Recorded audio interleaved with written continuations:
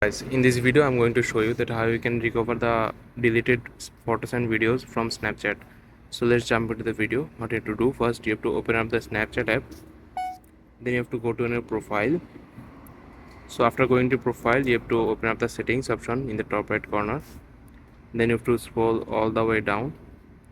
After that you have to click on my data. Please guys, make sure you watch the full video and follow every steps that I'm going to show you. So after going to my data, what you need to do, you have to make sure that all the boxes are turned on, all the boxes are check marked just like this. So after making sure that, you have to click on next, then you have to select the time period that you want to see the backup. I want to see my backup from last week. If you want to see the backup for a others, you have to click on that just like this, 4 to 19, and then you have to click on email address.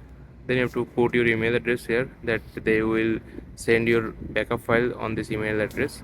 So after putting the email address here, you have to click on submit. So after submitting the file request, they will send you an email after 5 to 10 minutes, and you will able to get your deleted photos and videos from Snapchat from this backup file. So I hope you find this video helpful guys. Please leave a like on this video and subscribe my channel for more video like this. Peace.